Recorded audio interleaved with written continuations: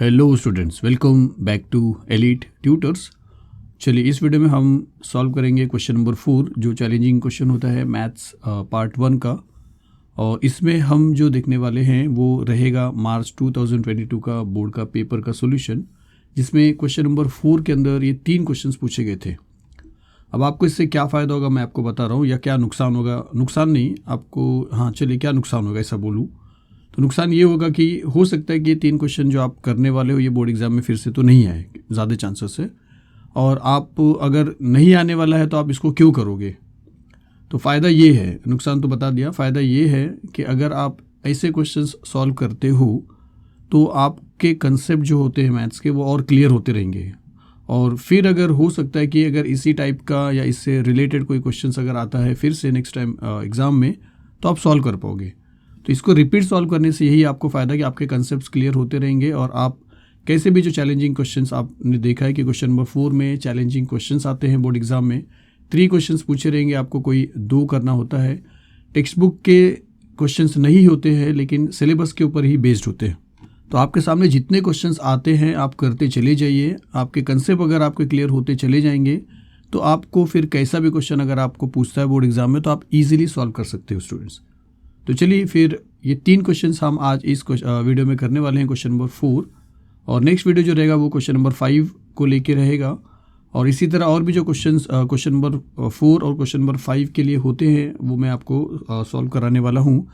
Plus 2 marks के 1 marks के question जो मैंने ऑलरेडी इस वीडियो में ऑलरेडी बहुत सारे ऐसे वीडियो जहाँ पे मैंने 2 मार्क्स के और 1 मार्क्स के क्वेश्चन अपलोड किए हैं स्टूडेंट्स, वो बहुत इंपॉर्टेंट है। आप शायद से इसको लाइटली ले रहे हो तो आप वो सारे विजिट करिए। और भी जो बचे हुए 2 मार्क्स के 1 मार्क्स के और फिर 3 मार्क्स के जो क्वेश्चंस है मैं स्टार्ट करने वाला हूँ। तो प्लीज़ 1 मार्क्स 2 मार्क्स के क्वेश्चन को आप सीरियसली लीजिए क्योंकि वो वैसे क्वेश्चन श्योर शॉट आने वाले एग्जाम्स में आपको वो सभी प्लेलिस्ट में मिल जाएंगे। तो चलिए फिर 3 क्वेश्चन में से फर्स्ट क्वेश्चन जो है वो शुरू करते हैं। तो फर्स्ट क्वेश्चन क्या है कि if 460 is divided by A natural number, मतलब अगर एक 460 नंबर है और उसको आप डिवाइड करने जा रहे हो एक नेचुरल नंबर से। जब भी नेचुरल नंबर आएगा आपको समझ में आना चाहिए 1 से शुरू होगा और आगे ही चला जाएगा इनफाइनाइट। 0 और नेगेटिव नंबर्स और फ्रैक्शन नंबर्स नहीं आएंगे। तो एक 460 नंबर है जिसको एक नेचुरल नंबर से डिवाइड किया जाता है तो देन तो होता क्या कि जो क्वोशंट बनेगा उसका is 2 more than 9 times the divisor. जो भी डिवाइज़र रहेगा मैं आपको बताऊँगा वो डिवाइज़र, उसमें क्वोशंट क्या बोला है कि 2 more than 9 times the divisor. Divisor का 9 टाइम और 2 एक्स्ट्रा अगर आप मिला दोगे तो क्वोशंट बनता है। फिर एक चीज़ और क्या बोला है कि रिमाइंडर 5 रहेगा। तो आपसे बोला है फिर क्लियरली बताइए क्वोशंट क्या रहेगा, क्योंकि यहाँ पे तो थोड़ा सा कंडीशनल फॉर्म में दिया है, यहाँ पे आपको डायरेक्ट बोला है फिर क्लियरली बताइए कि find the quotient and divisor. अब देखिए जब भी आप एक क्वेश्चन में अगर आप देखते हो कि क्वोशंट लिखा है, अगर आप देखते हो डिवाइज़र लिखा है, अगर आप देखते हो रिमाइंडर लिखा है और अगर डिवाइडेड है मतलब डिविडेंड, ये डिविडेंड है, अगर ये सारी चीज़ अगर आप देखते हो तो आप 100% श्योर हो जाओ कि ये क्वेश्चन जो बेस्ड है वो इस फॉर्मूले के ऊपर बेस्ड है जो आपने लोअर क्लास में देखा था कि dividend which is equal to divisor multiply by quotient plus remainder. अब थोड़ा सा आपको बता दे रहा हूँ कि इस प्लेस पे जो रहेगा वो डिवाइज़र रहेगा, यहाँ पे जो रहेगा वो डिविडेंड रहेगा, यहाँ पे जो रहेगा वो क्वोशंट रहेगा और उसके बाद सॉल्व करने पे जो लास्ट में आता है वो रिमाइंडर रहेगा। तो यहाँ पे हमको आइडेंटिफाई करना है कि क्या चीज़ दिया है क्लियरली और क्या चीज़ कंडीशनल फॉर्म में दिया है और क्या चीज़ पूछा है। तो एक चीज़ ये समझ में आ जाएगा, उसके बाद हम सॉल्व करेंगे। अभी तो मैं आपको बता रहा हूँ। तो अगर 460 को डिवाइड किया जा रहा है किसी नेचुरल नंबर से, तो 460 को डिवाइड किया जा रहा है किसी नेचुरल नंबर से, तो 460 क्या बनेगा डिविडेंड, मतलब डिविडेंड आपको दिया है 460 और बाई ए नेचुरल नंबर। अब नेचुरल नंबर यहाँ पे क्या है वो आपको नहीं पता है, तो आप क्या करिए कि नेचुरल नंबर को अपनी तरफ से अज्यूम करिए कि वो नेचुरल नंबर x है, क्योंकि वो क्वेश्चन आपसे पूछा भी है। क्वेश्चन तो यहाँ पे आएगा, आपसे डिवाइज़र और क्वेश्चन पूछा है। देखिए डिवाइज़र आपसे पूछा है तो उस डिवाइज़र को हम x अज्यूम करेंगे, तो डिवाइज़र के प्लेस पे x लिखेंगे। तो अब क्वेश्चन क्या बोला है कि then quotient is 2 more than 9 times the divisor. अब अगर डिवाइज़र को x हमने अज्यूम कर लिया है तो क्वोशंट 2 ज़्यादा रहेगा 9 टाइम्स द डिवाइज़र। तो 2 ज़्यादा रहेगा और 9 टाइम्स द डिवाइज़र, मतलब डिवाइज़र को अगर आपने x अज्यूम किया तो उसका 9 टाइम मतलब 9x। तो ये क्वेश्चन बनेगा जो अनक्लियर है स्टूडेंट्स। जैसा ये क्लियर है पूरा, ये भी नहीं क्लियर है, ये भी क्लियर नहीं है, और रिमाइंडर आपको बोला है कि 5 है तो ये भी क्लियर है। तो अब इसको हमको क्या करना है, सॉल्व करके फिर आपको इसको क्लियर फॉर्म में लाना है कि क्वोशंट क्या है और डिवाइज़र क्या है। तो अब अगर फॉर्मूले पे ध्यान दोगे तो यहाँ पे इक्वल का साइन है, यहाँ पे मल्टीप्लिकेशन का साइन है, यहाँ पे प्लस का साइन है। अब ये जो आप देख रहे हो ना स्टूडेंट्स, इसी को आपको सॉल्व करना है। बस यहाँ पे आपको इसी को सॉल्व करना है। इसको सॉल्व करने के बाद फाइनली जो आपको x का वैल्यू मिलेगा वही बन जाएगा डिवाइज़र, और फिर उस x को 9 से मल्टीप्लाई करके 2 अगर उसमें ऐड कर देंगे तो वो बन जाएगा आपके लिए क्वोशंट। तो चलिए शुरू करते हैं। तो सबसे पहले चलिए क्वेश्चन है, यहाँ पे हमने सॉल्यूशन लिखा और अज्यूम करेंगे इसके, हम यहाँ पे लिखेंगे कि let the divisor be x। फिर कंडीशन पे ध्यान दे रहे तो क्वोशंट 2 मोर है देन 9 टाइम्स द डिवाइज़र। तो हम यहाँ पे एक बार कंडीशन लिख के बताएंगे कि the quotient is 2 more than 9 times the divisor. तो इसका मतलब है कि क्वोशंट क्या बन जाएगा, क्वोशंट बन जाएगा 9x + 2 जो आपको बताया था। रिमाइंडर आपको दिया है 5, तो आप लिखोगे रिमाइंडर इज़ 5। तो ये सारी चीज़ें हमने बता दिया। अब हमारा जो फॉर्मूला था वो लिखेंगे कि dividend which is equal to divisor multiply by quotient plus remainder. Dividend आप जानते हो अब 460 है, आप लिखोगे 460 which is equal to divisor आपने x अज्यूम किया है तो आप लिखोगे x, फिर मल्टीप्लाई बाय क्वोशंट ये है तो आप लिखोगे 9x + 2 और प्लस रिमाइंडर 5 है तो आप लिखोगे 5। तो यहाँ पे ये याद रखना है कि 9x + 2 को आपको एक ब्रैकेट में लिखना है क्योंकि ये इतना पूरा क्वोशंट है पूरा मिला के, जिसकी वजह से ये x को आपको दोनों से मल्टीप्लाई करना पड़ेगा। अदरवाइज़ फिर आप मिस्टेक करोगे, अगर x × 9x + 2 + 5 लिखोगे ब्रैकेट को छोड़ के, तो आप ये 5 और 2 को अगर ऐड कर दोगे तो फिर रॉन्ग हो जाएगा, क्योंकि क्वोशंट है तो ये पूरा का पूरा क्वोशंट है जो एक टर्म बनेगा। उसके बाद ये फर्स्ट वाले टर्म के साथ वो मल्टीप्लिकेशन हुआ है तो आपको दोनों से मल्टीप्लाई करना पड़ेगा। तो सिंप्लीफाई करते हैं तो 460 यहाँ पे आएगा which is equal to x को अगर आप 9x से मल्टीप्लाई करोगे तो आपको मिलेगा 9x², फिर प्लस x को 2 से मल्टीप्लाई करो तो प्लस 2x आ जाएगा तो आप लिखोगे प्लस 2x, फिर प्लस 5 को आपको सेपरेटली लिखना है अलग से क्योंकि ये x को इन्हीं से मल्टीप्लाई करना है। अब क्या करेंगे, इसको अरेंज करेंगे, जिसमें हम क्या करने वाले कि ये और ये लाइक टर्म है क्योंकि ये x² है और ये x है, इनके जैसा और कोई टर्म नहीं है, लेकिन ये सिंपल नंबर है, ये सिंपल नंबर है। तो प्लस 5 को अगर हम यहाँ पे लेके आएंगे तो 460 के साथ वो माइनस में हो जाएगा। तो हम ऐसा लिखेंगे कि 460 और इक्वल के वो साइड का प्लस 5 जब इक्वल के ये साइड ट्रैवल करके आएगा तो वो उसका साइन चेंज हो जाएगा, ऐसा समझिए। यहाँ पे -5 आएगा और विच इज़ इक्वल टू आगे ये दोनों चीज़ सेम रहेंगे 9x² + 2x। अब अगर 460 में से अगर आप 5 माइनस करोगे तो आपको मिलेगा 455 और आगे के टर्म्स सेम रहेंगे। अब क्या करेंगे स्टूडेंट्स कि ये जो क्वाड्रेटिक इक्वेशन है इसको एक जनरल फॉर्म देंगे जहाँ पे ax² + bx + c = 0 होता है। मतलब इक्वल के एक साइड में 0 रखेंगे, चाहे ये साइड रखिए चाहे ये साइड, चाहे आप इन दोनों को ये साइड बुलाइए चाहे इसको वहाँ पे बुलाइए। तो मैं इसको वहाँ पे बुला रहा हूँ, इसको वहाँ पे बुलाने का मतलब है कि ये चीज़ यहीं पे रहेंगे 9x² + 2x, ये प्लस 455 है, ये इधर आया तो -455 हो जाएगा। ये जब इधर आया तो -455 होने के बाद यहाँ पे कुछ नहीं बचा तो यहाँ पे आ जाएगा 0। अब इसी को रिवर्स करके लिखिए और ऐसा लिखिए कि लिखिए दैट इज़, ये चीज़ एक तरफ लिखिए और इक्वल्स टू 0 उस तरफ लिखिए। तो अब क्या है, अब ये एक क्वाड्रेटिक इक्वेशन है जिसको आपको सॉल्व करना पड़ेगा। अब ये सिंपल क्वाड्रेटिक इक्वेशन नहीं क्योंकि इतने बड़े नंबर आपको दिखाई दे रहे हैं, लेकिन फिर भी आपको सॉल्व करना पड़ेगा। तो क्वाड्रेटिक इक्वेशन को सॉल्व करने का जो मेथड था वो मिडिल टर्म को स्प्लिट करने वाला था, ठीक है। तो जिसमें यहाँ वाले नंबर को लास्ट वाले नंबर से मल्टीप्लाई करना पड़ता था, फिर जो नंबर बनता था उसको टेबल में रीड करके आपको ये +2 लाना पड़ता था या 2 लाना पड़ता था। तो वही यहाँ पे भी करेंगे, 9 को 455 से मल्टीप्लाई करेंगे और जो नंबर बनेगा उसका हम प्राइम फैक्टर निकाल के उसको मतलब टेबल में देखेंगे कि कौन से 2 टेबल में रीड करके मतलब 2x आएगा। मैं आपको बताता हूँ, मैं ये बता रहा हूँ कि अगर इसको इससे मल्टीप्लाई करेंगे तो एक नंबर बनेगा, और अगर आप नहीं भी मल्टीप्लाई करते हो तो आप ऐसा कर सकते हो कि 9 का फैक्टर अलग से निकाल लीजिए, जो बनेगा 3 3 = 9 और 3 1 = 3, और 455 का अलग से बना लीजिए। तो इससे क्या होगा कि आपको 9 को 455 से मल्टीप्लाई करना नहीं पड़ेगा।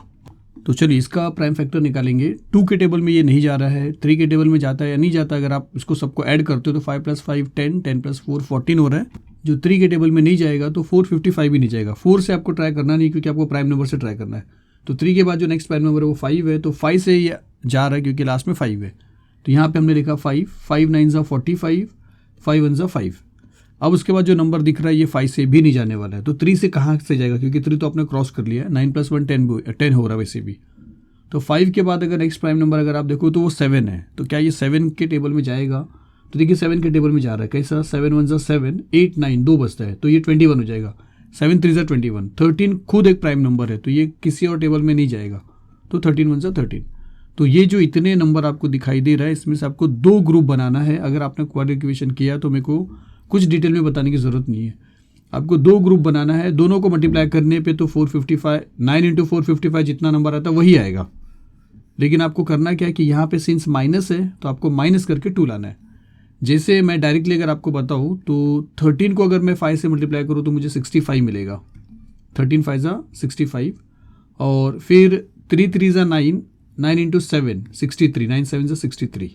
देखिए एक नंबर भी मिस नहीं होना चाहिए, 2 ग्रुप बनना चाहिए। आप किसी को भी रैंडमली ले लोगे, मैं डायरेक्टली आपको बता रहा हूँ, आपका टाइम खराब नहीं कर रहा हूँ। तो 65 को 63 से अगर आप मल्टीप्लाई करोगे तो जो नंबर बनेगा वो वही नंबर बनेगा जो 9 को 455 से मल्टीप्लाई करोगे। तो वो चीज़ आपको देखना नहीं है, सिर्फ ये देखना है कि इसके पहले जो साइन माइनस है वो करके माइनस करके आपको ये लाना है। तो 65 में से 63 अगर आप माइनस करोगे तो आपको 2 मिलेगा। उसके बाद का रूल क्या था कि सिंस अगर यहाँ पे माइनस है तो ये जो साइन है ये ग्रेटर नंबर को जाएगा और स्मॉलर नंबर को इसका जस्ट अपोजिट आएगा। प्लस है तो यहाँ पे आएगा माइनस।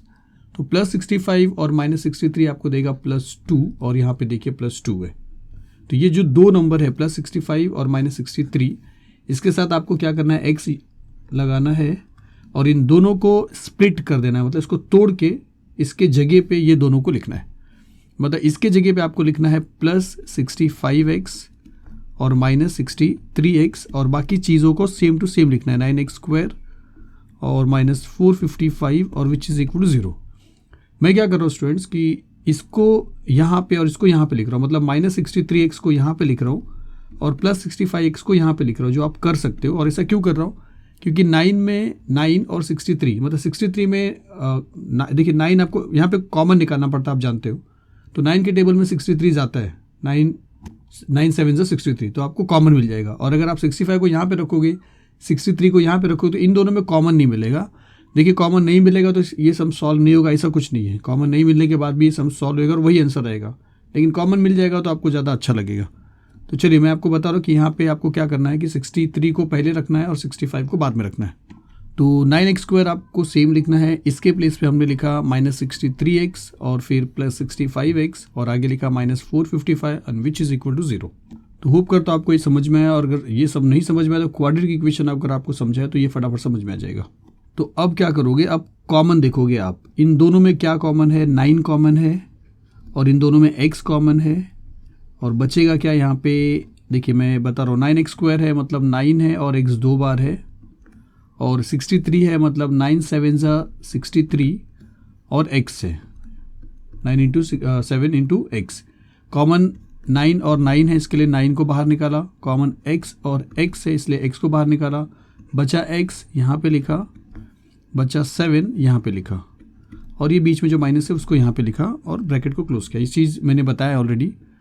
अब यहाँ पे अगर x बचा है तो यहाँ पे भी x बचना चाहिए, इसका मतलब 65 कॉमन आना चाहिए, तो यहाँ पे x बचेगा, माइनस है और यहाँ पे 7 बचा है तो यहाँ पे भी 7 ही बचेगा और 65 को अगर आप 7 से मल्टीप्लाई करोगे तो आपको मिलेगा 455 विच इज़ इक्वल टू 0।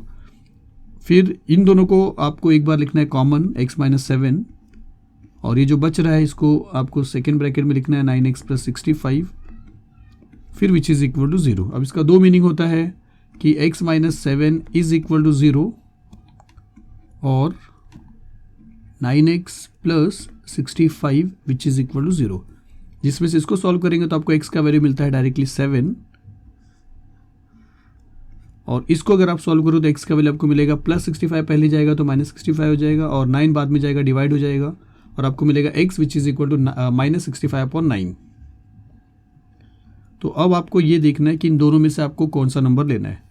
और ये x था क्या, x था डिवाइज़र, है ना। और डिवाइज़र मैंने आपको बोला था कि डिवाइज़र नेचुरल नंबर बोला है, डिवाइज़र यहाँ पे रहता है यहाँ पे, और वो नेचुरल नंबर होना चाहिए जिसको आपने x जूम किया है। तो देख के आपको समझ में आ रहा है कि ये नेचुरल नंबर है पर ये नेचुरल नंबर नहीं है, तो ये उसका आंसर आप ले ही नहीं सकते हो, ये एक्सेप्ट नहीं किया जा सकता है। तो आप यहाँ पे लिखोगे कि x which is equal to -65/9 आप लिखोगे कि is not a natural number और फिर हम बोलेंगे कि x cannot be equals to -65/9। Therefore x का जो वैल्यू है आपको मिलता है 7। अब अगर x का वैल्यू आपको 7 मिला है, इसका मतलब डिवाइज़र जो है वो आपको मिल गया 7। तो आप यहाँ पे लिखोगे therefore divisor which is equal to x, जो अब बन जाएगा 7। फिर क्वोशंट लिखेंगे। अब देखिए क्वोशंट क्या था, क्वोशंट था 9x + 2, तो यहाँ पे लिखेंगे 9x + 2, जो अब क्या बनेगा 9 × 7 + 2, क्योंकि x का वैल्यू आपको 7 मिला है, तो 9 7 = 63 + 2 और विच इज़ इक्वल टू 65। तो डिवाइज़र मिल गया, क्वोशंट मिल गया, फाइनली आपको आंसर लिखना है। तो आप लिखोगे आंसर में कि divisor is equal to x and quotient is equal to 65, या इज लिख के आप लिख सकते हो, क्योंकि यहाँ पे मार्क्स है स्टूडेंट्स। तो चलिए यहाँ पे ये क्वेश्चन फिनिश होता है। इसके बाद सेकंड क्वेश्चन देखते हैं। तो सेकंड क्वेश्चन क्या लिखा है कि if the 9th term of an AP is 0 then prove that the 29th term is double the 19th term. अब अगर इस क्वेश्चन को लेकर अगर आप टेक्स्ट बुक में जाओगे तो इससे मिलता जुलता टेक्स्ट बुक में सम्स है, लेकिन एग्जैक्टली नहीं है, और इसीलिए बोला गया कि क्वेश्चन नंबर 4 में ऐसे सम्स आएंगे जो सिलेबस से रिलेटेड जरूर रहेंगे लेकिन टेक्स्ट बुक के नहीं रहेंगे, और इसीलिए आपको सारे सम्स सॉल्व करना है। तो आपका कंसेप्ट क्लियर हो जाएगा, तो आप जो भी सम्स देखोगे आप इजीली सॉल्व कर सकते हो। तो चलिए इसको सॉल्व करेंगे। क्या बोला है कि if the 9th term of an AP is 0, एक AP का 9th टर्म 0 है, इतने को देख के आप ये बोल सकते हो कि T9 इज 0, क्योंकि 9th टर्म इज 0। देन आपको क्या बोला कि प्रूव करो कि 29th टर्म जो रहेगा is double the 19th term. तो 29th टर्म जो रहेगा वो 19th टर्म का डबल रहेगा। मतलब आप ऐसा बोल सकते हो कि 29th टर्म जो रहेगा वो 19th टर्म का डबल रहेगा। तो इतने पूरे क्वेश्चन को देख के आपको ये दो चीज़ दिखाई दे रहा है कि 9th टर्म 0 है, तो आपको प्रूव करना है कि 29, ये गिवन है, और ये आपको प्रूव करना है कि 29th टर्म जो होगा वो 19th टर्म का डबल रहेगा। अब इन दोनों को देख के AP के लेसन में आपको जो फॉर्मूला दिखाई देगा वो TN का ही दिखाई देगा स्टूडेंट्स, क्योंकि SN का तो यहाँ पे कुछ है भी नहीं। तो ये है TN का फॉर्मूला। अब इसके बेस पे आप इसको कैसे सॉल्व करोगे आपको ये समझना है। तो देखिए मैं आपको बता रहा हूँ कैसे सॉल्व करेंगे।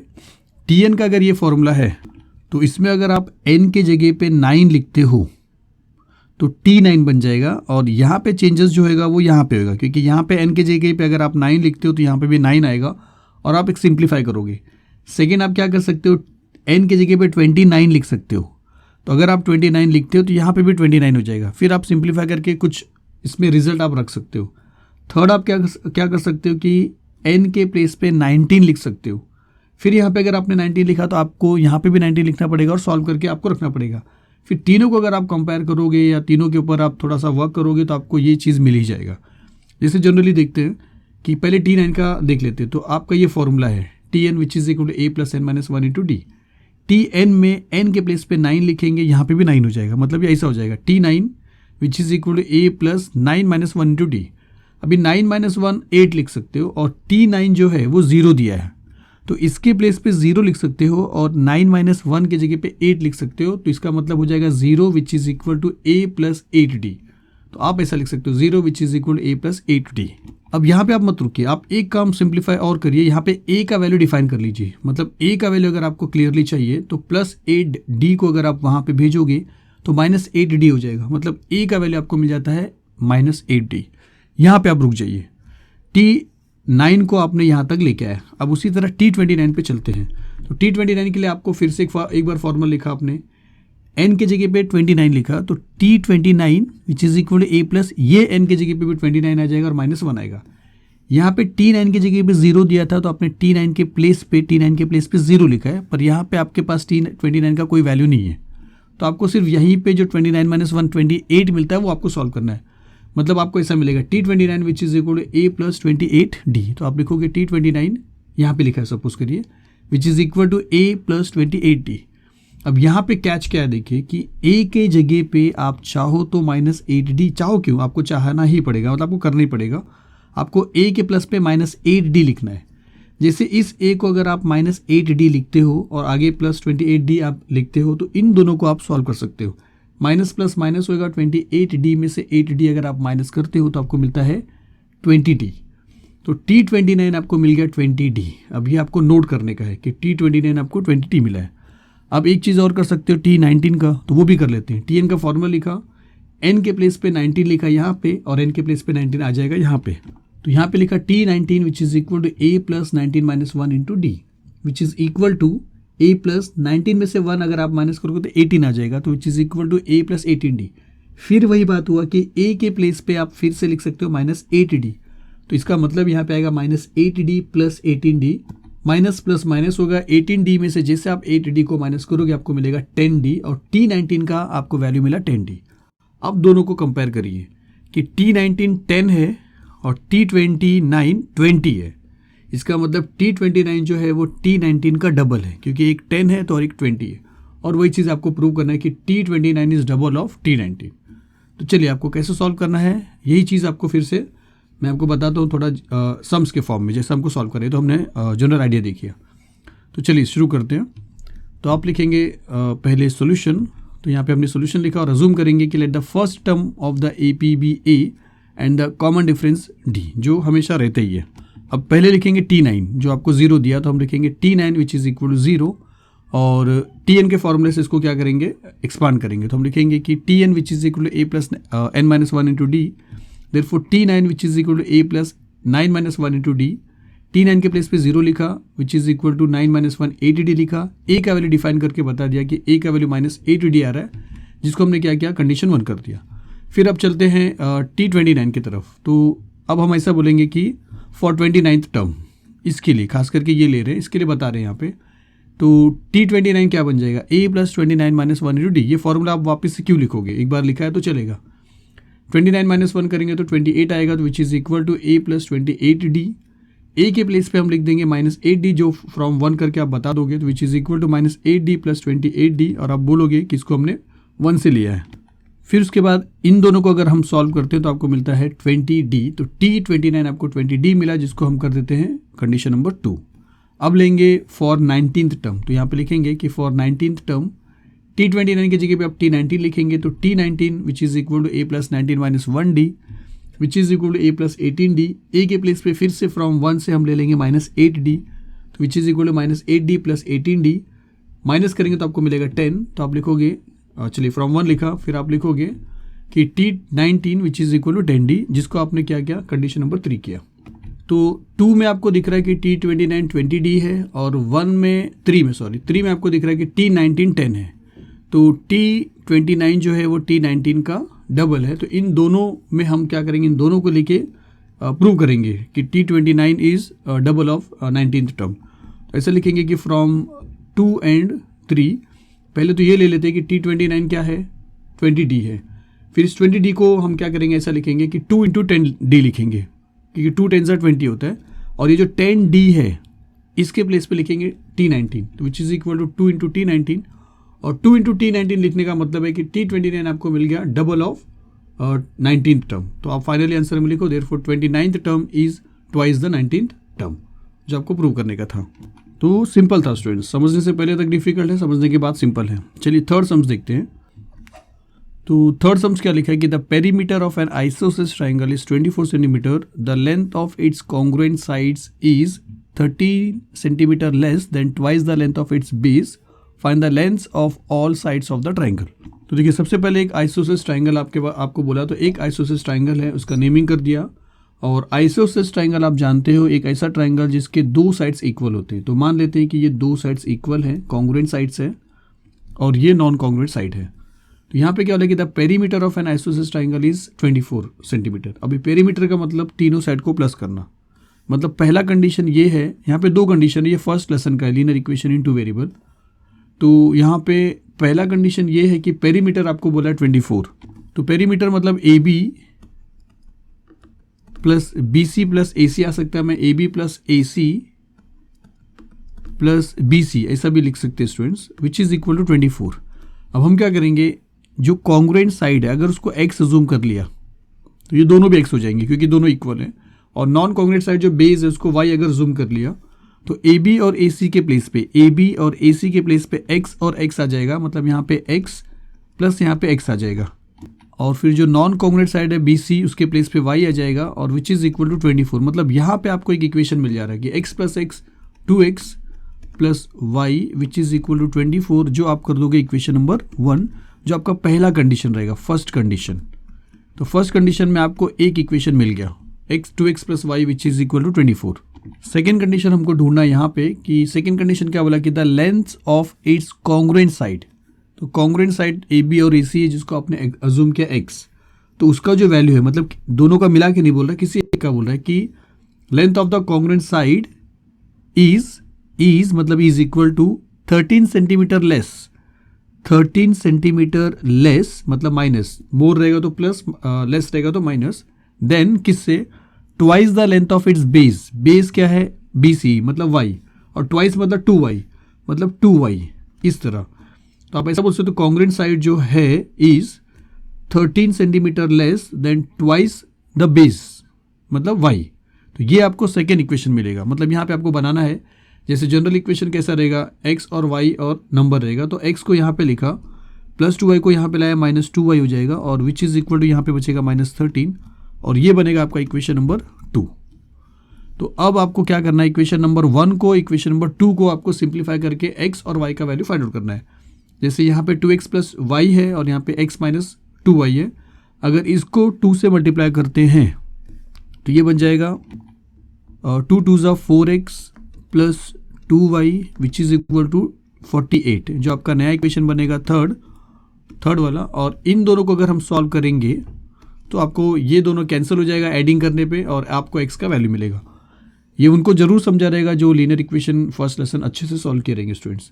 तो चलिए हम इसको सॉल्व करते हैं, यही करना है। मतलब एक ये सेकेंड कंडीशन है आपका, याद रखिए, ये जो हमने ये निकाला है ये हमारा यहाँ से लेके आगे तक का सेकेंड कंडीशन है।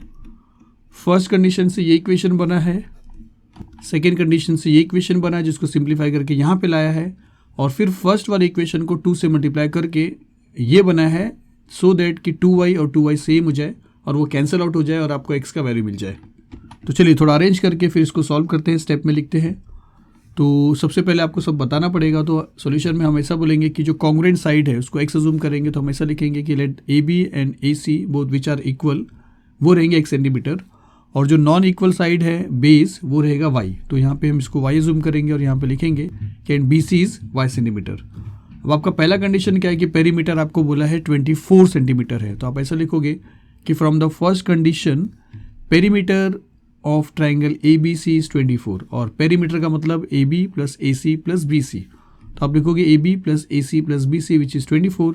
ए बी और ए सी x है और बी सी y है, तो अकॉर्डिंगली आप उसके प्लेस पे उसका वैल्यू रखोगे, x प्लस वाई 24, x और x आपको मिल जाएगा 2x plus Y which is equal to 24। ये बनेगा आपका पहला इक्वेशन। सेकेंड इक्वेशन आपको सेकेंड कंडीशन से मिलेगा कि the length of its congruent sides is 13 centimetre less than twice the length of its base. तो वो आपको यहाँ पे लिख के दिखाना है कि the length of the congruent side is 13 centimetre less than twice the length of the base. या आप एग्जैक्टली ये जो स्टेटमेंट है यहाँ से यहाँ तक लिख सकते हो। अब इसके बेस पे हम सेकेंड इक्वेशन बनाएंगे आगे की स्क्रीन पे। तो हम ऐसा लिखेंगे कि from the second condition x का जो वैल्यू रहेगा कॉन्ग्रुएंट साइड का, जो फिर से आपको बता रहा हूँ कि the length of its congruent side मतलब x is 13 centimetre less than twice base. तो आप यहाँ पे लिखोगे x which is equal to 2y minus 13, जिसमें इसको प्रॉपर इक्वेशन के फॉर्म में लाने के लिए 2y को वहाँ पे लेके जाएंगे, तो x minus 2y which is equal to -13, इसको करेंगे कंडीशन नंबर 2। अब आपका जो पहला इक्वेशन था वो ये था, इसके पीछे जो हमने किया था फर्स्ट इक्वेशन ये वाला, वो था 2x plus Y which is equal to 24। तो आप जानते हो कि किसी एक वेरिएबल का आपको कोएफिशिएंट सेम बनाना पड़ता है। जैसे यहाँ पे मैं y का कोएफिशिएंट सेम बना रहा हूँ, यहाँ पे y के साथ 2 है और यहाँ पे y के साथ कुछ भी नहीं है 1 है, तो इसको 2 करना है। तो इसको 2 करना है मतलब इस इक्वेशन को 2 से मल्टीप्लाई करना है। तो इसको 2 से मल्टीप्लाई करने का मतलब इसको भी मल्टीप्लाई करना पड़ेगा, इसको भी मल्टीप्लाई करना पड़ेगा। तो हम यहाँ पे ऐसा लिखेंगे कि मल्टीप्लाइंग इक्वेशन 1/2, तो आपको क्या मिलेगा 2 2 ज़ा 4x 2y और 48। तो आप लिखोगे 4x plus 2y which is equal to 48। ये आपका बनेगा थर्ड इक्वेशन। अब ये दोनों को आप सॉल्व कर सकते हो, यहाँ पे -2y है, यहाँ पे +2y है, अपोजिट साइन है, आप एडिंग करोगे तो कैंसिल हो जाएगा। तो हम एडिंग इक्वेशन 2 और 3 बोलेंगे। तो हम यहाँ पे लिखेंगे कि एडिंग इक्वेशन 2 और 3। तो इक्वेशन नंबर 2 को यहाँ पे लिख दिया और इक्वेशन नंबर 3 को यहाँ पे लिखा उसके नीचे, और उसको एडिंग करेंगे जिसमें से ये दोनों कैंसिल हो जाएगा, और x और 4x आपको मिल जाएगा 5x which is equal to -13 और 48। माइनस प्लस माइनस होएगा, 48 में से अगर आप 13 माइनस करोगे तो आपको मिलेगा 35। x का वैल्यू अगर फाइंड आउट करना तो 5 को यहाँ पे आपको लेके जाना पड़ेगा। तो यहाँ पे हम ऐसा लिखते हैं कि देयरफॉर x, एक मिनट, आप लिखोगे therefore x which is equal to 35 divide by ये 5 यहाँ पे आएगा, डिवाइड हो जाएगा, 5 1 ज़ा 5 7 ज़ा 35, तो देयरफॉर x का वैल्यू आपको मिलता है 7। तो आपको x का वैल्यू मिल गया स्टूडेंट्स। तो आपको कॉन्ग्रुएंट जो साइड है वो आपको मिल गया, ये भी 7 है और ये भी 7 है। ये भी आपको क्यों फाइंड आउट करना है, क्योंकि आपसे क्वेश्चन जो पूछा था वो बोला था कि find the length of all sides of the triangle. Triangle के तीनों साइड का लेंथ फाइंड आउट करिए, जिसमें से आपने इन दोनों को फाइंड आउट किया है। तो इसको फाइंड आउट करने के लिए आपको क्या करना पड़ेगा, x का जो वैल्यू है, इक्वेशन नंबर 2 है आपके पास, इक्वेशन नंबर 3 है आपके पास, इक्वेशन नंबर 1 है, कहीं पे भी जाइए और x के प्लेस पे क्या लिखिए, 7 लिखिए और सिंप्लीफाई करिए, आपको y का वैल्यू मिलेगा। फर्स्ट वाला इक्वेशन सिंपल था, तो हम क्या करेंगे, इसके वैल्यू को फर्स्ट वाले इक्वेशन में सब्स्टिट्यूट करेंगे। तो substituting x equals to 7 in equation 1, equation 1 को अगर आप देखो तो ये है इक्वेशन 1, इसमें x के प्लेस पे क्या करेंगे, 7 लिखेंगे और y का वैल्यू फाइंड आउट करेंगे। हम लिखेंगे 2 into 7 plus Y which is equal to 24, 2 7 ज़ा 14, तो 14 plus y equals to 24, y equals to 24 minus 14, y का वैल्यू आपको मिल गया 10, तो वाई का वैल्यू 10 मिल गया। तो इसका मतलब है कि एक साइड मतलब ये कॉन्ग्रुएंट जो साइड है वो 7 7 है, 7 7, और नॉन कॉन्ग्रुएंट जो साइड है वो है 10। तो फाइनली आप चाहो तो ऐसा लिख सकते हो, therefore the length of all the sides of the triangle are, आप ऐसा लिखोगे, the length of all the sides of the triangle are 7 centimetre, 7 centimetre and 10 centimetre. तो चलिए बस इतना ही बताना था इस वीडियो में। आप बताइए कमेंट्स करके आपको कैसा समझ में आया। और 4 मार्क के क्वेश्चन और 5 मार्क के क्वेश्चन, चैलेंजिंग क्वेश्चन के लिए आपने डिमांड किया था, जो मैंने पोस्ट किया था, तो मैं ट्राई करूँगा वो दोनों भी क्वेश्चन नंबर 4, क्वेश्चन नंबर 5, फिर भी और भी आप कमेंट्स करिए। तो चलिए मिलते हैं फिर अगली वीडियो में। Thank you very much.